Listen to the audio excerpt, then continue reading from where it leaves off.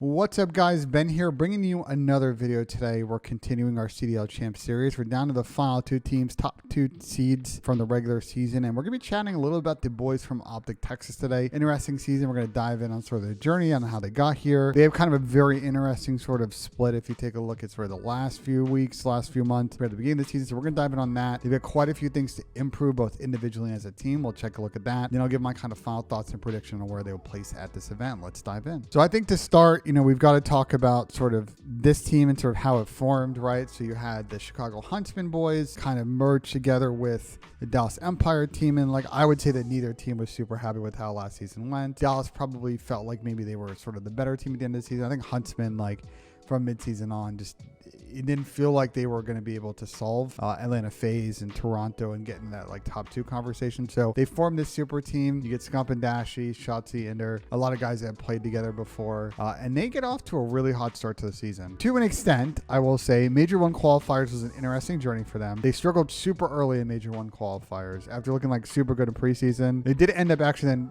going on a 3-game win streak, sort of close things out. So they actually got a top 4 seed for Major 1, which was an event at their home stadium, Esports Stadium, Arlington. 2 losses were against London and Minnesota, but they beat Boston, they beat Paris, and they beat Toronto. And I think Major 1 was sort of a dream tournament for this team. It sort of validated a lot of their form and thinking coming into the event. Had they become a very good S&D team? No one wanted to mess with them on Tuscan. Were they able to convert that when they got to LAN? I think they answered all those questions well. Started out with a victory against Seattle. They then faced off against Atlanta FaZe on Saturday. FaZe went up 2-0 in that series, and Texas famously reverse swept them to make it to winners finals. Easy dispatch to London in those winners finals. FaZe then made the losers run all the way through and played them again in grand finals. It was actually pretty close. I think the big turning point was that Gav 2 control, where FaZe was up quite a bit and sort of choked at the end, and Texas didn't look back at that point. Closed out in 7 games, and to start off the season, you're like, okay, OpTic Texas, they might be the team to beat this season. And look, kind of the running thing for sort of the OpTic camp for a couple of years, since sort of the end of the Dynasty era, has been this team always gets strong starts to the season. They win the first event. They champagne and campaign a bit. They take their foot off the pedal. They get behind in some of the game modes.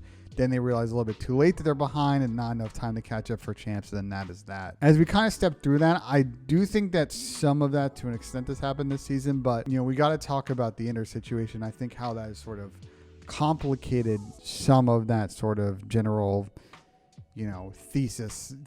theory crafting from the OpTic fans on that front. I'll say personally, I don't think that that's sort of what happened this year for them. I think it's a little more complicated. We'll get to that at the end of the video, but want to kind of give that color as we start to talk about some of the other events they played so far this season. So Major 2 qualifiers, again, coming off the Heart Major 1, they go 5-0. They only lose 3 maps. They mega swamp everybody on every Tuscan they play.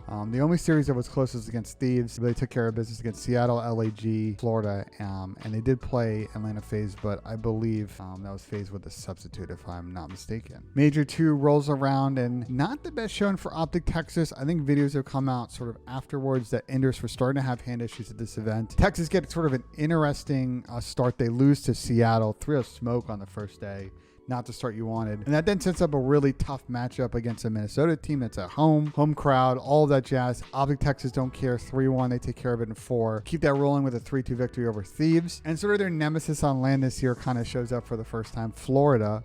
Weirdest thing, man. I just still cannot put my finger on why Florida was able to beat OpTic all year, but they did go ahead and take care of it. And Texas get top 6 of this event. They probably could have gotten deeper. Do I think they would have beaten LAG in loser semis? I don't know. LAG was playing such strong S&D. OpTic looked a little bit kind of shaky in some game modes. LAG probably take that in 5, but top 6 is not terrible. OpTic Texas is still 1-2 seeds, so they're good for champs, but looking for a little bit more better placement. And this is where things get a little mixy, right, for OpTic. So Ender's kind of out for a bit. He plays 1 match at Pro-Am, and then General comes in. So their team situation is a little unstable, but they actually play pretty good at Pro-Am. They're in a group of Florida, Minnesota, the Ultra Academy EU team, and they get second in the group, only losing again to their nemesis is Florida. But I believe this is with General and not a lot of practice before that. And then the bracket, once again, great victory over Atlanta FaZe. FaZe is unable to close out against Thieves and unable to close out against Texas. I'm sorry. It's a big win there, but Texas do end up losing to Thieves 3-1. Thieves on kind of a hot roll at that event, and they get out top 4. Again, not a horrible placement, but if you're Texas and FaZe one of those teams too, like I think every fan's expectations to make it to grand finals or bust. So top 4 is a little bit always of a disappointment. So major 3 cycle, they're out with Ender for this whole cycle. He's off sort of trying to figure out his hand situation, and they play well online. They bring in Pro Loot, a bit of an interesting decision on their end of not going with General, and they go 4-1. It looks good, right? They beat FaZe once again. They beat Florida, LAG, LA Thieves, and they only lose to a New York team that was starting to kind of feel the heat and needed to step it up. So they get a top seed going into the event in Toronto, where unfortunately, it's kind of a mixed bag event. Once again, they play Florida and just cannot like figure this team out on the first day, and they have another tough winners bracket loss on day 1. But they make a little bit of a run. They beat LAG, your major 2 winners. They beat London, so 2 3-0s back to back to get into top 6. They run into a Thieves team that had just come off like a 20-minute series against FaZe, but we're looking pretty good, and OpTic Texas are unable to get it done in that series. I believe that was sort of the couple of sort of tough moments for OpTic Texas and the S&Ds, and sort of the momentum snowballed. Another top 6 placing, not ideal, but again,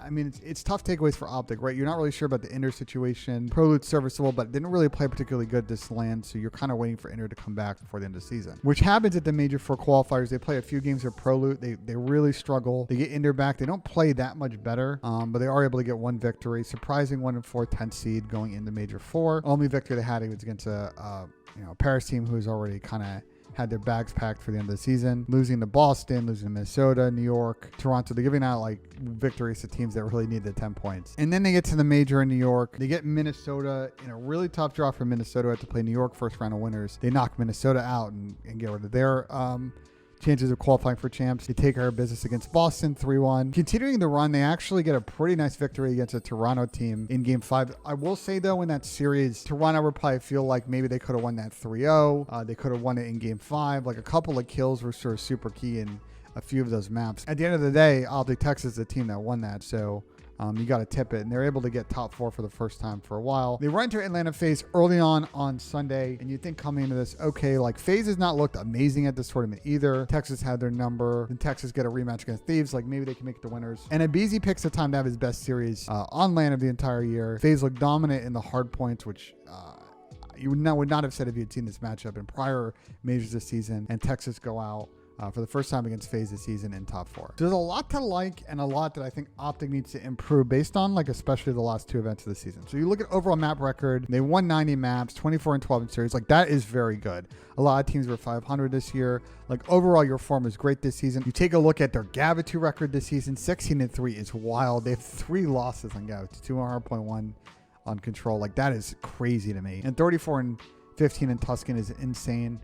They were on that massive control streak on Tuscan, but we'll get to sort of the other swing on that, but they were also really good at Tuscan S&D as well. But I think the couple of sort of the areas of focus that I think this OpTic team needs to work on for this major. I think number 1 is control. Surprisingly played super poor in control, right? So with Pro Loot, stage 3, stage 2, like these guys, 8-1 stage 2 in control, 7-2 in stage 3 in control, and then just fell off a cliff in stage 4 with 4 losses on Tuscan, and they had like I think they had only had like 3 prior to that, but they weren't able to win a Gavitu or Berlin control, and I'm a little concerned about that. Gav control didn't get played a lot in the major 4 cycle, but OpTic really needs to step it back up on Berlin control. That's a map that a FaZe and a Thieves and even a Toronto are going to play quite a bit, and you need to be able to square up, and I feel like that map should fit OpTic's play style, right? A lot of opportunities for a player like Shotzi to find gaps, really good L trigger spots for someone like Scump who's really good at that slide and L trigger, hold lane kind of sub play. And we know what Brandon can do with an AR. We know what Ender can do with an AR. So I see a lot of opportunity for growth there. The other thing I think to talk about too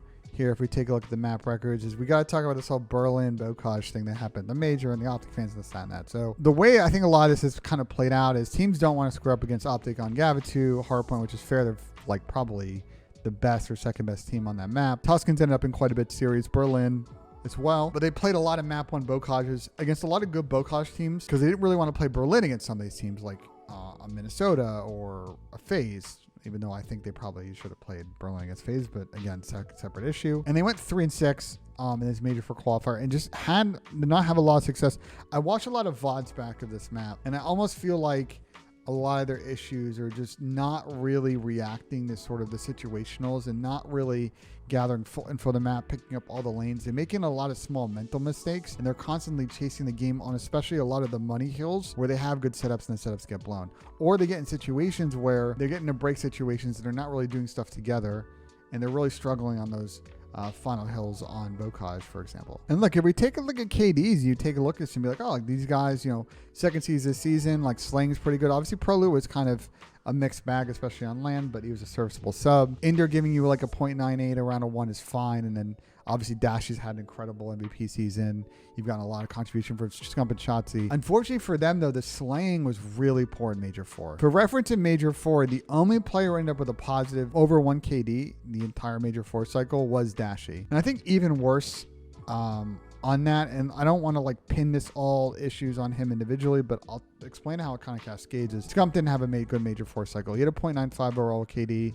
Really struggled in some game modes. When you take a look at specifically the Major and you see where he really struggled in S&D and control. And I think the cascading issue, and we've seen it, and we'll talk about it in the phase video as well, is like if one of your sub players, especially your sub player who's more of the hill aggressor, more of the objective player in terms of like really pushing the front line of your map control taking, it's really going to affect your flex player's ability to perform. And a player like Shotzi, who's really on this team to kind of find gas, make plays, hit pinches, do a lot of stuff sort of away from the objective in a lot of situations. And so like he's then having to do a little bit more dirty work. But you see that control KD, like between him, Scump and Ender, like they just were not able to figure out in that game mode. So I think just to kind of finish my thoughts on the improve areas, like the Tuscan struggles, you need to get kind of back in form there. You need to figure out Berlin control, really control in general. And if you're not going to play a lot of Berlin hardpoint, you got to get good at Bocage. So like, yeah, you're 10-2 on Gava 2, but you're going to play a lot of decent Cav teams at this tournament. LA Thieves are your reigning Major 4 champions, and they're very good at Gav. FaZe coming in strong with the #1 seed. They're also pretty good at Gav, and you played them a bunch on that map. But all the times you played FaZe on Gav, and I believe they played 4 times, they've been pretty close. So the Bocage would open up more paths for them if they don't want to play Berlin. Or you can get good at Berlin hardpoint, and that really mixes things up. You get advantage on that map against a team like FaZe who have really struggled to kind of convert and play that map well throughout the season. So let's take a look at the bracket. OpTic is going to go ahead and square up second to last match on the first day of the competition. They're going to play the Toronto Ultra, and they're on the bottom side of the bracket with Thieves, so 3 really good teams there. We talked about it earlier. They played Toronto a couple of times recently, both in Major 4 online and at the Major 4 event itself. Their overall 2-1 record against Toronto, pretty good. They've had the advantage in hardpoints, which is to be expected. Toronto's not a particularly strong hardpoint team. The controls, I think, have been a little bit interesting, especially in these Major 4 matches. But if OpTic can figure out their control walls, I really kind of like them in this matchup on the respawns, because again, Toronto not the strongest respawn team. S&Ds have been really, really close. If you look at the average differential, I mean, like, most of these are going to 6-4 round 11s. And you could argue that, again, that Toronto had a really good shot against them in that game 5 on Bocage last time they played. I'm expecting another mixy series, but what the record shows this year is that Toronto's really having a struggle to sort of finish these big series. I think OpTic have more of that ice, so I think OpTic grinded out, but with Toronto, it's never an easy out, and I expect it to be a 4 or 5 mapper. And then you get to the matchup probably against Thieves. This one's super interesting to me. You've had some up and down success against Thieves this season. We talked about, obviously, their loss of Pro-Am, so it's really a little bit closer than 3-1 suggests here, because this is just maps have been played at majors and the major qualifiers, but the series have been pretty even. I think Thieves has gotten a lot better. This is where the can he be good at Berlin comes into play, because Thieves doesn't play a lot of Bocage hardpoint. In fact, they don't really play it at all. The only time they really have played it recently was when they had to play it during that best of 9 against New York. So I see this as probably having Gav in the series, and it's a question of if we're going to Tuscan or Berlin. And for OpTic, like, this is where your hopeful improvements in Tuscan hardpoint, getting back into form there, and ideally adding Berlin in your bag come to play. Otherwise, Thieves are going to have an advantage in the hard points. Despite all of their struggles in Major 4, OpTic were still a good S&D team, so I see sort of some upside for them in this matchup. It's going to come down to, I think, which team is better on the day. And OpTic's had the hand in controls historically in this matchup, but with OpTic's form and control, it's a little mixed. Personally, if I had to pick a team I think that's favored in that matchup, honestly, I probably got to go with Thieves. Sorry, OpTic fans, but they're just a team that's more informed, that I'm a little more confident in. And then it kind of gets interesting for OpTic, right? Because then you get bounced to lose round 2, and you have to play a team from the other side of the bracket. And you're likely looking at probably a New York or a FaZe in that situation. So a really tough match to get to top 4, but I like their chances. I think overall for OpTic, they're definitely a favorite to make it potentially to that winner's final and grand final situations, really to get top 3 at this event. I think a lot, though, is going to come down to the improvements they need to make after Major 4, right? They did not, despite getting top 4, did not really play particularly amazing at the tournament. And they have a lot of weak points, and their map pool does not feel as deep as it did earlier in the season. So if they made those improvements, great. They're going to be a tough out for anyone and probably going to make it deeper in this tournament. If they're continuing to struggle in controls, if they continue to struggle in Tuscan, they're going to have a really tough time, even against a team like in New York. And I can see that floor then is somehow a little bit lower for this event. And look, we talk about the floor for OpTic, and like, do I think they're going to pull Huntsman and not make it to the weekend? I mean, they would have to get double rounded and lose on Friday for that to happen. And I don't see it against them losing to Boston if they were to somehow lose against Toronto. But I can see a world where they have to play that early match on Saturday against a New York or a FaZe if they lose to Thieves. And that's going to be a tough out for either of those teams. I would say if it's New York, I probably got OpTic favored. But if it's FaZe, considering the recent loss and sort of the emotion about these teams, how well FaZe historically played in LA, if we go back to last year, like that's going to be a super tough out for OpTic. So my floor for them is potentially top 6 because of sort of the draw they have. But the ceiling is they can win. Like they can come out here with their improvement, smoke Toronto, smoke Thieves. They're in winners finals at this point, top 3. And I feel like very good if they are playing well, that they have an extremely deep map pool, especially in control, especially in S&D. And that'll do it, guys. Like tell me in your comments, like what you guys think. Like how do you guys feel about this OpTic team? Do you think they're coming in on good form, bad form? Do you think they have a legit shot to win this? Do you think they're just going to kind of come in, get a pedestrian top 4? I think if that were to happen, OpTic's probably pretty disappointed with this season because it's sort of a championship or bust roster, but you can make an argument it's maybe a little bit of a lost season. We can talk about this more in the offseason recap video I'll publish after champs. If you like this video, as always, subscribe. I'm putting out a lot of content over the next couple of weeks and in future days and months as we get into the offseason and really start diving into some of these roster changes and a few other topics I want to cover in the offseason. Well, that'll do it for this one, guys, and I'll see you on the next one.